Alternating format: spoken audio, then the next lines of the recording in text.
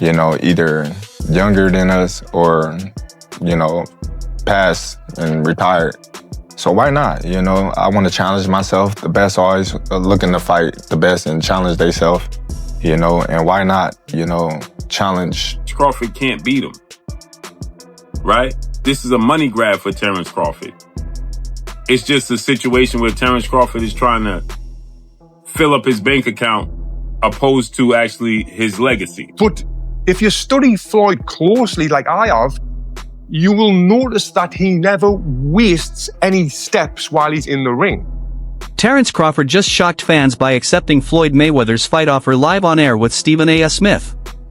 Calm but fearless, Crawford said boxing is about testing limits and proving yourself against the very best. And for him, Mayweather is the ultimate challenge. Businessman, because this is Terence the businessman talking, right? They got to pay the cheddar to make it better, right? For sure. All money ain't good money, so you gotta know that. Okay, fair enough. I hate to use the word easy, but at times it did feel like you were, you know, having a really easy time out there. Were you expecting it to play out that way? Listen, it's never easy, you know. Stephen A. Smith called Crawford's four-division dominance a rare achievement in modern boxing. Fighters today avoid moving up, but Crawford conquered every weight. Stephen A. made it clear this isn't just greatness, it's pound-for-pound history in the making. Terence Crawford is the best fighter on the planet. Pound for pound, he's that dude. In this four-belt era, he is now the undisputed world champion 3 times over. 140 pounds, 147, now 168 pounds, claiming all the belts. You don't see people doing that very often. Going up against a guy who was perceived as being bigger and stronger, Crawford was strong. Crawford was strong enough to fend him off, strong enough to make him respect his own power. He used his jab, he used his distance. He had poise in the ring, he wasn't rattled. He backed up and moved when necessary and kept us different. He exchanged enough to gain respect when necessary. It was a brilliant, masterful fight on Terence Crawford's part. Roy Jones Jr. knows greatness when he sees it. He praised Crawford for dismantling Canelo with strategies borrowed and adapted from legends like Floyd and Lara. Jones said Crawford isn't just skilled, he's a genius student of the game who evolves every fight. As Canelo Alvarez has been a great fighter his whole career, people like Erislandy Lara gave you the blueprint on how to beat him. People like Floyd Mayweather also gave you the blueprint on how to beat him. But Bud is more fierce, more fearsome and more angrier and more meaner than both of those guys. So you know if they showed you the blueprint, Bud gonna go out there and take that blueprint and do even more with it, which is what Bud did. So it was never a question in my mind whether Bud really was going to outbox me, just if he could take the punch. And right away he showed, bam, he could take the punch. So I know from that point, if he just slow him down, which he did, he'd be okay. Then late in the fight, what other people still didn't see, late in the fight, Bud started hitting Canelo's body. One of those body shots, I think about the 7th or 8th round, hurt Canelo. I was like, whoa.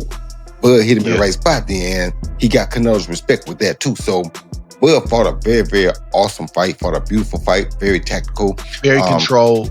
Yes, it was a beautiful fight for boxing. It was a beautiful fight. You know, Bud got hit with some shots. He did. He got hit with some single shots going out. You know, he's going out and you know Canelo, if he has you trapped in the corner or along the ropes, it's typically 1 to 2 big shots. You know that if you've watched him. Yep. So you could tell Crawford, as he was going out, he knew the one shot was coming, and several times it landed. He even got hit with a 2-piece. I don't remember what round it was, uppercut right hand that Crawford took well. So when you started seeing him absorb the shots, if you're Team Crawford, you don't want him to take that shot. But if you started seeing that, now you know that, okay. And I think that's what gave Crawford the green light to stay there a little bit longer. He smiled about it. Yeah. And sometimes that smile can be a lie. And sometimes that smile can mean what I think it meant for Crawford, which is, oh, that's not as bad as I thought it was. The idea of Crawford fighting Mayweather sparked huge debate. Critics say it risks Crawford's legacy, making him look money-driven. But others argue his place in history is already secure.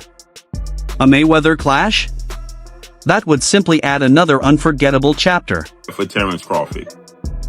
It's just a situation where Terence Crawford is trying to fill up his bank account opposed to actually his legacy.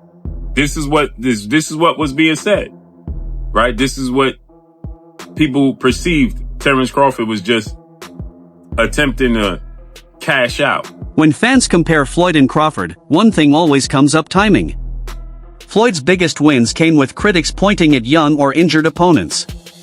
Crawford, on the other hand, has crushed elite fighters at their peak. That contrast fuels endless debates. Floyd Mayweather is still greater than Terence Crawford. We need to really talk about this now. A lot of you guys are putting Crawford a bit too high. If you want to say Crawford could beat Floyd, I'm more open to that conversation, but when you're lining up the careers, I'm going to say Floyd every time. While they're both 5 division, Bud has become 3-time undisputed, but he's only fought 10 world champions to Floyd's 25 world champions. You can't take away the 5 division, 3-time undisputed. In terms of accolades, yeah, he probably gets the nod over Floyd. I say the accolades are about relative, considering Floyd Mayweather won Fighter of the Decade as well. But when you get to the resumes, Pacquiao, Oscar, Canelo, Cotto, Mosley, Castillo, Marquez, Zab, Gotti, Hatton, and Corley. There's probably way more people that this guy just didn't name. And then when you get to Bud's resume, not saying it's just bad, but only names that's really worth mentioning is going to be Spence and Canelo. It's not a knock on Bud. Bud was not able to make those fights early on in his career. But I got to tell you guys what it is. Bud's resume just doesn't line up with Floyd's. Take their top 20 wins. Bud don't even got 20 wins to really sit here and name. Floyd got a good 20-something plus. Bud probably got about 10 wins that we could really sit here and name. Floyd's still greater than Bud, in my opinion. Analyst Tony Jeff says Floyd's greatest weapon wasn't speed or defense, it was belief. Floyd truly thought he could beat anyone, anytime.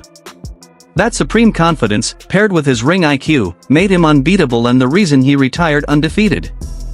Strong mindset, they're really confident, they really believe in themselves, but you need more than that mindset. You need to have the full package of everything that I'm talking about, what Floyd has got. Fighters should only want to get better. The more you win, the more you should work hard. If you think about losing, you're going to lose. All I ever thought about was winning. So that's all I know. Floyd would visualize his success before he even stepped into the ring. There was no alternative to him but winning. And this mindset isn't just for boxing, it's for all walks of life. And I've actually done a full video talking about how I used this mindset of visualization to win my Olympic medal. And it was an absolute game changer. Now, Floyd used to use this mindset to ease the pressure that he put himself under. And he made himself think like, I'm not under any pressure right now, where he was under immense pressure. Pressure either makes you or break you. Well, you see where I'm at, so it's obvious that I'm the type of athlete or I'm the type of entertainer that can deal with pressure. There's never no pressure. Now, if you watch his fight in 2013 when he fought Canelo Alvarez, Canelo came in a young, strong, undefeated fighter, but by round 2, Floyd kind of had him figured out. He was reading Canelo's jab. He would slip outside and then come back with a clean counter punch, then move his feet and get out of the way. He basically had the full fight under control, and he was controlling the full rhythm of the fight. He was forcing Canelo to fight at his pace. And this is what he would do in all of his fights. He would get his opponent to do what he wanted them to do without their opponent even realizing it, which is what we call boxing IQ. Now, even though I'm not a fan of Floyd Mayweather personally, because of the time when I did meet him, what he said to me made me just feel like this guy is a piece of shit. Fans are buzzing about Crawford versus David Benavidez. Benavidez brings size, power, and pressure like nobody Crawford has faced. Skill versus size, precision versus aggression. It's the dream fight fans want and the risk Crawford's legacy deserves. Not me, but shocked the world. This past Saturday, Mexican Independence Day weekend, what he took on defeated another first ballot Hall of Famer, but he essentially jumped up 3 weight classes, technically 2, from 154 to 168, but only had 1 fight at 154 last August against Israel Madrimov. Terence Crawford defeated Saul Canelo Alvarez, who is a 4-division champion, 2-time undisputed super middleweight, and the reigning, at the time, super middleweight world champion, undisputed world champion. And Terence Crawford beat him handily and convincingly. And because he beat him so easily, now the 63 win, 3 loss, 2 draw, 39 win by way of knockout, biggest threat has been now imposed on Terence Bud Crawford. And that's the Mexican Ecuadorian monster, David Benavidez, who is a 2-division undefeated world champion, is the 2-time WBC super middleweight and reigning WBC light heavyweight, 175-pound champion, who has a record of 30 wins, no loss, no draw, 24 wins by way of knockout. He stands 6'2" with a 75-inch arm reach. This is a fight that David Benavidez has been calling for Canelo Alvarez when he was at 168, and Canelo Alvarez strategically maneuvered around him.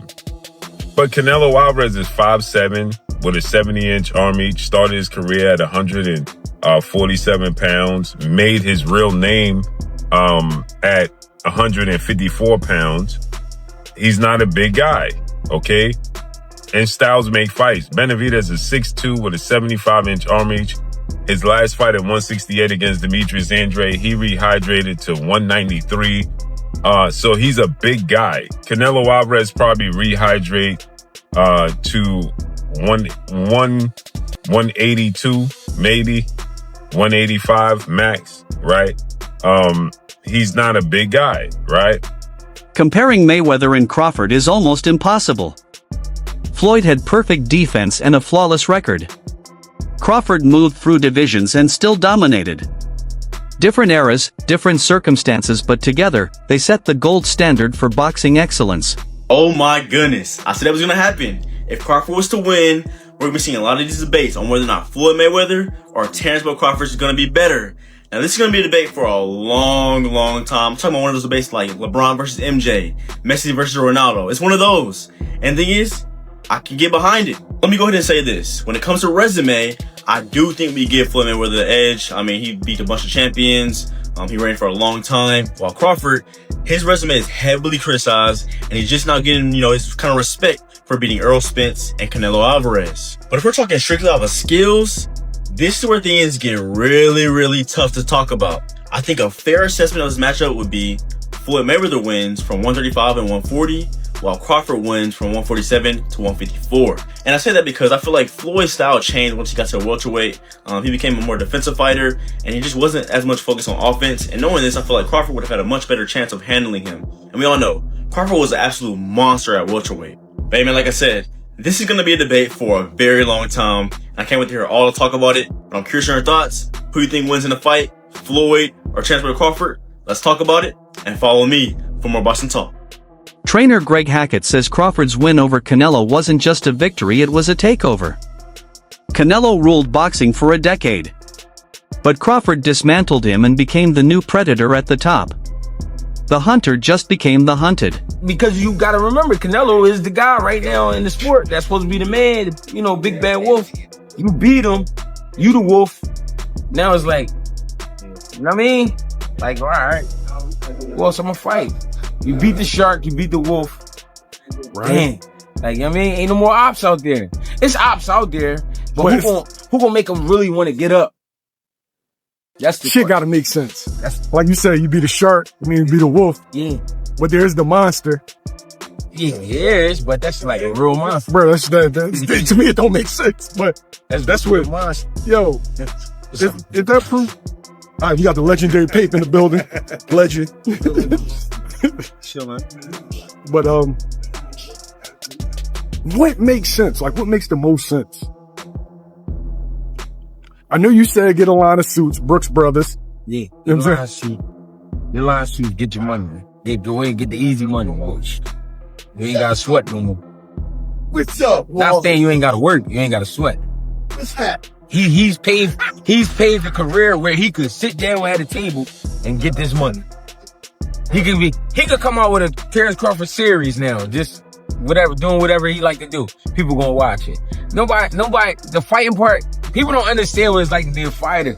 A lot of times fighters really don't be interested in certain fights. It's cause when a guy see himself up here and then is fighting a guy down here, it don't interest him. So therefore, when he train, he not gonna really train. He gonna train, but he not gonna train. He not gonna listen. he gonna feel like his coach taking it too serious, and he's like, man, this ain't even that. Crawford's victory over Canelo erased every doubt. He had already destroyed Errol Spence, but beating Canelo the Untouchable cemented him among the all-time greats. Analysts now agree, Crawford isn't chasing legacy anymore. He is legacy. But I think there was enough action, and I think Crawford displayed his skill enough, even to someone with not the most trained eye, that they know they saw a very high-level athlete perform something at a very high level last night. I think he gained the sports world's attention last night and respect. He already did after Spence, but it went to another level in this fight. And I think even the fight itself, like just from a median level, but then the moments where they were having these exchanges, like kind of late in the fight, then people were like, all right, it was good. Then like, okay, I saw somebody like, they're squabbing, like they're this is a fight here. So I think it did. And Crawford closed the show. Yeah. In 10, 11, 12, he stood in there and landed some hard shots and rocked Canelo at the bell. He didn't.